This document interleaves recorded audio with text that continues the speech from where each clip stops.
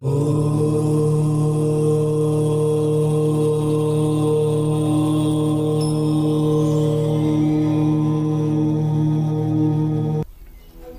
हाथियों का झुंड क्या तेरे काम में आएगा। तो जैसे वहाँ से आया है बंधु वैसे यहाँ से जाएगा।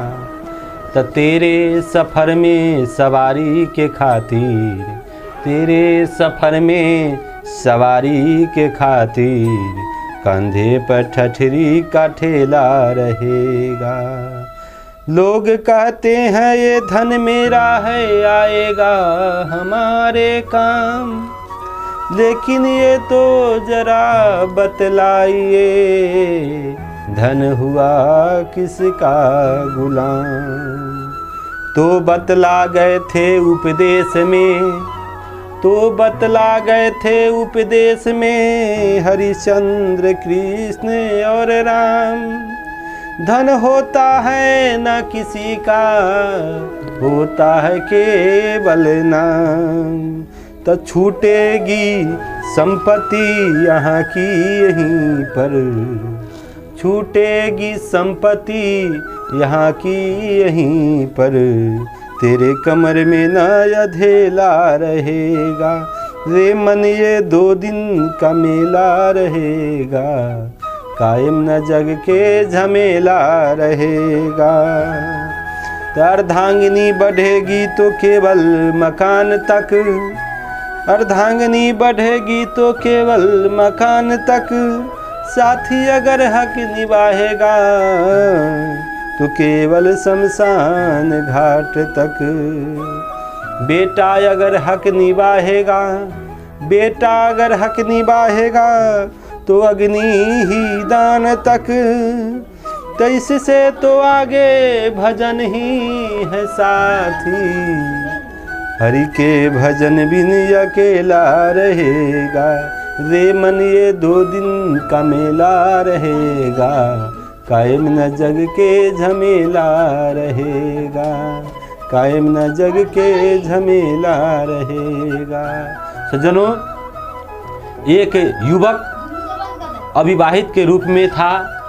वो एक गुरु के आश्रम में जाता है और वह गुरु ज्ञान को प्राप्त करता है। जब तक उसको शादीशुदा नहीं हुआ था तो गुरु महाराज उसको आत्मज्ञान प्रदान करते हैं और समझाते हैं कि शिष्य ये बताओ, इस संसार में कोई किसी को नहीं है, जो भी कुछ करेगा वो तुम अपने लिए करेगा। ये संसार केवल मोह माया है और लोभी है। लोभ से तुम्हारा पिता होगा, माता होगा, कमा के देगा तो अच्छा है, नहीं कमा के देगा तो बुरा है। इसलिए कोई किसी को नहीं है। जाओ तुम भजन सुमिरन करना, ईश्वर के भजन सुमिरन ही साथ तुम्हारा जाएगा, अन्य कोई साथ जाने वाला नहीं है।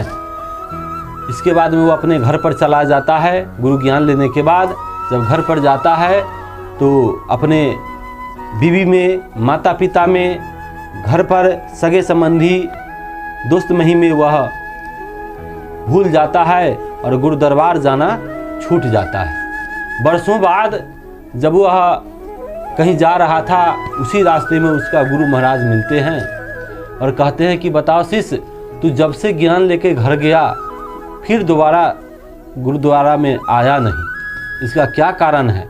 तुम गुरु से नाता तोड़ लिया क्या? कहते हैं कि नहीं गुरुदेव, हमने तो घर पर ही अपने बीवी में, माता पिता में, सगे संबंधी में, दोस्त महीम में लगे हुए रहते हैं, समय नहीं मिलता है कि हम आएँ। तो गुरुदेव कहते हैं कि ये बताओ, तुमको जो हम कहे थे वह तुम भूल गया क्या?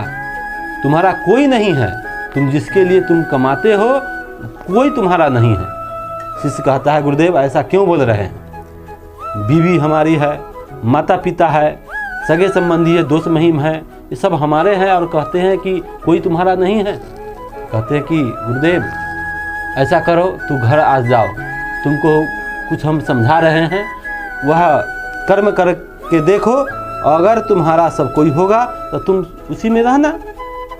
समझाते हैं कि यहाँ से जाओ और जाते ही बीवी से कहना कि हमको बहुत भूख लगा हुआ है, कुछ खाना दो। और इसके बाद में कहना कि हमको हल्का हल्का पेट में दर्द हो गया है। जब तक वह भोजन बनाने लगेगी तब तक तू अपना बिछावन पर सो जाना, और जो तुमको भजन सुमिरन को रास्ता हमने बतलाया था वह भजन सुमिरन करके यह श्वास को ऊपर की ओर चढ़ा लेना, और मरे के समान तुम बन जाना। और मर करके, जिंदा में मर करके तुम देखना कि तुम्हारा कौन कौन है से। यही शिष्य करता है, पत्नी से जाके कहता है कि हमें बहुत भूख लगा हुआ है, कुछ खाना हमको दो। जब तक वह पत्नी खाना बनाने लगती है तब तक में फिर आवाज़ लगाता है कि सुनती हो, हमको पेट में बहुत दर्द हो रहा है, शायद लगता है कि हम नहीं बचेंगे। और सुनो, अगर कहीं हम मर गए पेट के दर्द से तो एक काम करना, हमारा जनाजा जब निकलेगा तो उससे पूर्व हमारे गुरुदेव को बुला लेना, इसके बाद में हमको दफन कर देना। और वह मरे के समान बन गया। पत्नी क्या काम करती है कि चूल्हा पर वह खाना बना रही थी और इधर उधर झांक करके देखती है कि कोई शायद आ नहीं तो रहा है। अगर कोई आ जाएगा तो देख लेगा कि इसका पति मरा हुआ है, आई खाना बना रही है। इसलिए वो झटपट क्या काम करती है कि आधे पका ही खाना को उतार लेती है और खाने के लिए बैठ जाती है, इसलिए कि हमको तो पति अब मर गया, हम भूखे कई दिन तक रहेंगे उपवास में, अब तक हमको रोना भी पड़ेगा, इसलिए हम झटपट वह खाना खा रही है। तब तक उसका पति सब खेल देख रहा है कि हम मर गए हैं, हमारा पत्नी जो है खाना खा रही है। तो जब खाना खा लेती है, इसके बाद में सास ससुर को जाके कहती है कि ससुर जी, माता जी, आपका बेटा इस दुनिया में अब नहीं रहा, हमारे पति देव चल बसे। माता पिता कहता है कि ये कुछ देर पहले तो अच्छा ही था, कहाँ से आया था, क्या हुआ? तो कहीं से आए थे और कह रहे थे कि हमको पेट में दर्द हो रहा है और बहुत भूख लगा हुआ है, हम खाना ही बना रहे थे, तब तक में ही चिल्लाते चिल्लाते जैसे चुप हो गए और यह मर गए। तो सब चिल्ला चिल्ली करने लगती है, माता पिता और पत्नी, सगे संबंधी।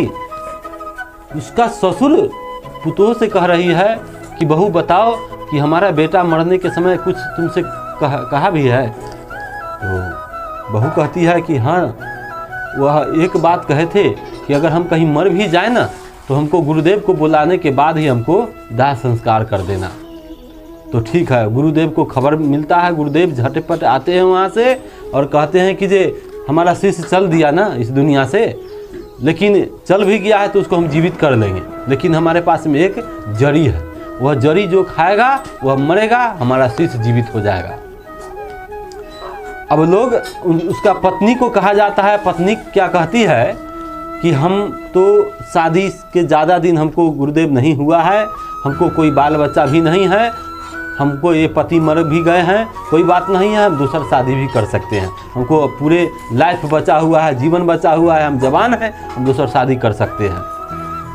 माता पिता को कहा गया, माता पिता भी कह रहा है कि हमको 2 लड़का और है, उसके पास 3 लड़का था, तो 2 लड़का और है, दोनों लड़का पर हम जैसे अपना जीवन को माने समय काट लेंगे, इसलिए हम नहीं खाएंगे।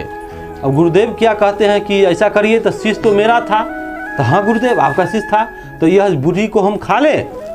माता पिता और पत्नी कह रहा है कि जे हाँ गुरुदेव, संत तो संसार के लिए होते हैं, परोपकारी होते हैं, और इसमें भी आपका शिष्य था। तो संत क्या काम करते हैं कि वह पुरिया को खाते हैं और शिष्य जाग जाता है। तो समझाते हैं गुरुदेव कि शिष्य तुमने देख लिया ना? तो हाँ गुरुदेव हमने देख लिया। क्या तुम्हारा पत्नी है, माता पिता है, सगे संबंधी कोई है? तो कोई मेरा नहीं है। तो उस समय गुरु दरबार चले जाते हैं गुरु के संग में और भजन सुमिरन करते हैं। तो प्रेमी सज्जनों, इस संसार में 2 ही कर्म होता है, कर्म और कुकर्म, और आपको हरि के भजन ही साथ में जाएगा, कोई किसी को साथ में जाने वाला नहीं है।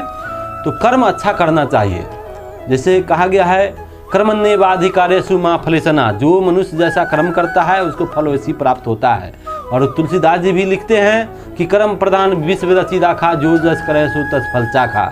जैसा आप फल के वृक्ष रोपिएगा, आम रोपिएगा, आम खाइएगा, जामुन रोपिएगा, जामुन खाइएगा, लीची रोपिएगा, लीची खाइएगा। तो एक शमशान घाट के रास्ते पर एक बेस्या रहा करती थी। उस बेस्या के 12-13 साल के एक पुत्री लड़की थी। वह जो भी व्यक्ति शमशान में मृत शरीर को दफन करने के लिए लेके जाते थे, उसके पीछे 150 मंजिला हुआ करता था।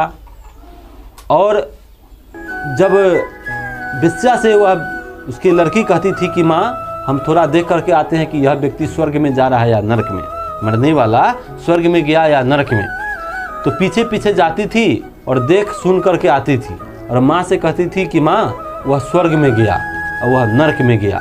स्वर्ग में जाने वाला का वह कर्म देखती थी कि जितने भी उनके मंजिला हुआ करता था वो सब आंख से आंसू बहाता था और कहता था कि दादा के बिना हम कैसे रहेंगे, भैया के बिना कैसे रहेंगे।